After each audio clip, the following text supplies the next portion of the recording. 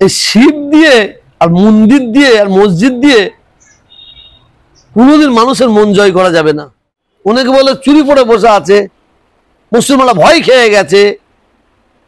অত সহজ নয়, মুসলমানরা ভয় খায়নি, মুসলমানরা চুরি পড়ে বসে রে। মুসলমান যদি ভয় খায় একমাত্র আল্লাহ আল্লাহ রসুলকে ভয় খায়। আবার চলো আসলো কোথায়?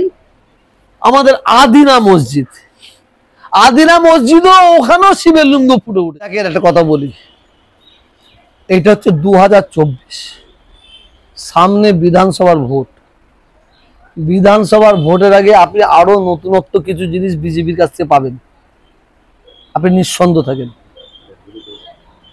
ভারত স্বাধীন হবার পর থেকে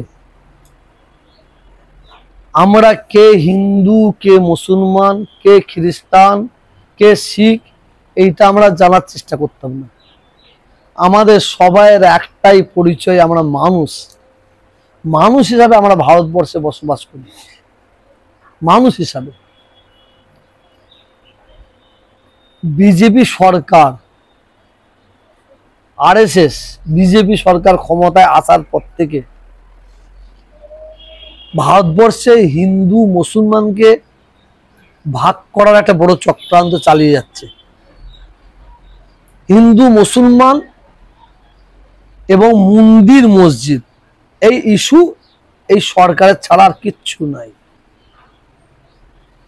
এই ভারতবর্ষে কোটি কোটি উচ্চশিক্ষায় শিক্ষিত ছেলেমেয়েরা, তারা পড়াশোনা করার পরে তারা কিভাবে চাকরি পাবে, জবে কিভাবে যোগ দেবে, সে ভ্রুক্ষেপ এই কেন্দ্রীয় সরকারের নাই। কোটি কোটি ছেলেমেয়েরা বেকার ঘুরে বেড়াচ্ছে।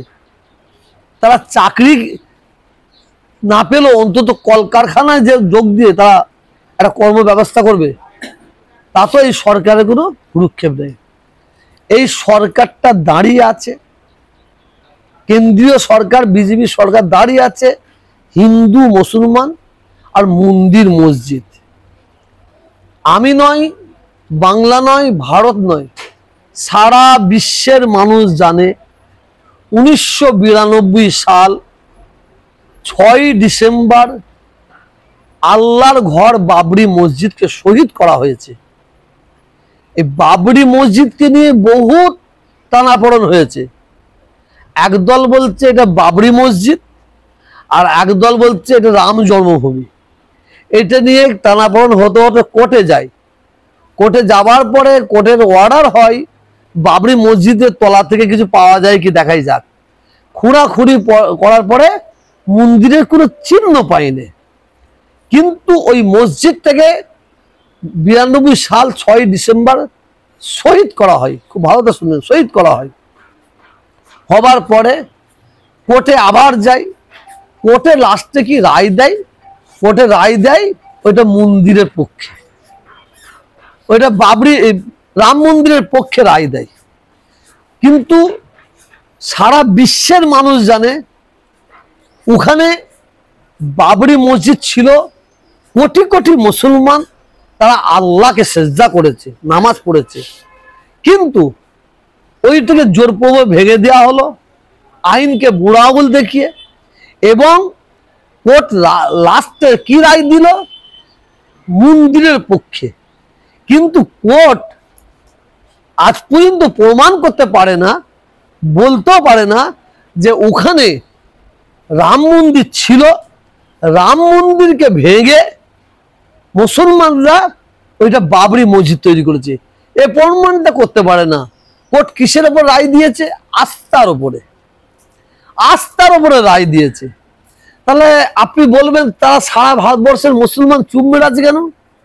মুসলমান চুপ মেরে আছে একটাই কারণ, আমরা আইনকে সম্মান দিই, আমরা দেশকে ভালোবাসি, আমরা অশান্তি ভালোবাসি না, অশান্তিকে পছন্দ করি না। আমরা চুরি পড়ে কিন্তু বসে নাই, আমরা মহিলাদের মতন চুরি পড়ে বসে নাই। অনেকে বলে চুরি পড়ে বসে আছে, মুসলমানরা ভয় খেয়ে গেছে। অত সহজ নয়, মুসলমানরা ভয় খায়নি, মুসলমানরা চুরি পড়ে বসে রে। মুসলমান যদি ভয় খায় একমাত্র আল্লাহ আল্লাহ রসুলকে ভয় খায়, আল্লাহ আল্লাহ রসুলকে ভয় খায়। এরপরে আবার কি হলো? বলে জ্ঞানপাপী মসজিদ। জ্ঞানপাপী মসজিদে ওখানে নাকি শিবের লিঙ্গ উঠেছে, শিবের লিঙ্গ উঠেছে, ওখানেও জোরপূর্বক মানে জুলুম চলছে। এটা সারা ভারতবর্ষ দেখছে। সবচেয়ে বড় জিনিস, যারা শিক্ষিত হিন্দু, মুসলমান, খ্রিস্টান, শিখ, তারা সব জায়গায় ব্যাপারটাকে লক্ষ্য করছে যে মুসলমানদের প্রতি কি অত্যাচার, কিভাবে অত্যাচার করা হচ্ছে, কিভাবে জুলুম করা হচ্ছে। এটা ভারতবর্ষের মানুষ, সম্প্রীতির মানুষ, তারা দেখছে, সারা বিশ্বের মানুষও তারা দেখছে। এটা আমাদের জন্য লজ্জা। জ্ঞানপাপী থেকে আবার চলো আসলো কোথায়? আমাদের আদিনা মসজিদ। আদিনা মসজিদও ওখানেও শিবের লিঙ্গ ফুটে উঠেছে, শিবের লিঙ্গ হয়েছে। ওখানে দেওয়ালে একটা নাকি রাতের অন্ধকারে কোথায় কি করা হচ্ছে এরা জানে না, ওরাই রাখছে আর ওরাই বলছে, এটা জানে, সব জানে। কোন দিন বলবে আপনার কথাই, কোন দিন বলবেন ফুরফুরা শরীফে ওই দাদা হুজুরের মাথার নিচে একটা পাশে একটা শিবলিঙ্গ পাওয়া গেছে, অথবা এইটাও মন্দির। কোন দিন বলবে টিপু সুলতান মসজিদ কলিকাতার ওখানে শিবলিঙ্গ পাওয়া গেছে, ওইটাও মন্দির। কোন দিন বলবে দিল্লির জামে মসজিদ ওখানে শিবলিঙ্গ পাওয়া যাবে, বলে ওইটাও মন্দির। দেখেন, শিবলিঙ্গ করে হিন্দু ধর্মটাকে নিচু করা হচ্ছে, হিন্দু ধর্মটাকে ছোট করা হচ্ছে, শিবলিঙ্গকে অপমান, শিবকে অপমান করা হচ্ছে, শিবকে ছোট করা হচ্ছে। এখন তো মুশকিল হচ্ছে, যেখানে একটু উঁচু হয়ে কিছু যদি থাকবে আমাদের ভয় হয় সেটাই শিবলিঙ্গ বলে বসে থাকবে নাকি? কোন একটা জায়গায় মসজিদের পাশে কোন একটা জিনিস উঁচু হয়ে আছে, একটু উঁচু হয়ে আছে, আমাদের ভয় হয়। ওই সাম্প্রদায়িক মনোভাবপূর্ণ ব্যক্তিরা ওরা আঙুল বাইরে বলবে না তো এটা শিবলিঙ্গ, এটা আমাদের ভয় হয়। তবে এ ভারত হচ্ছে সম্প্রীতির ভারত, বিশেষ করে এই বাংলা হচ্ছে হিন্দু মুসলমানের সম্প্রীতির বাংলা, ঐক্যর বাংলা। তবে এই শিব দিয়ে আর মন্দির দিয়ে আর মসজিদ দিয়ে কোনোদিন মানুষের মন জয় করা যাবে না। যখন বিজেপি ক্ষমতায় প্রথম এসেছিল, কিছু মানুষ বিজেপির হয়ে বহুত হই হাই করেছিল। কিছু মানুষ বলতে কিছু আমার হিন্দু ভাইয়েরা, বাঙালি হিন্দু তো 1% আছে কি মানে বলবো না, বলতে পারবো না। যারা অন্য রাজ্য থেকে অবাঙালিরা এসেছে এই বাংলায়, তারাই তো হই করছে। এখানকার বাঙালি হিন্দু ভাই বোন মায়েরা তারা হই করে নেই, আর তারা হই করতে পারবে না। কারণ কেন, আমরা তো একসঙ্গে, আমরা বাঙালি হিন্দু, বাঙালি মুসলমান, আমরা একই জায়গায় বসবাস করি, একই স্কুলে পড়াশোনা করি, আমরা একই চার দোকানে চা খাই, একই ক্লাবে আড্ডা মারি, একই স্কুলে পড়াশোনা করি, আমরা একে অপরকে চিনি।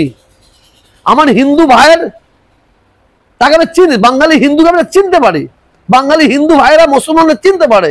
কারণ আমরা একে মাটিতে জন্মগ্রহণ করেছি, একে মাটিতে জন্মগ্রহণ করেছি। কেন, এই মাটিটা হচ্ছে তো সম্প্রীতির মাটি।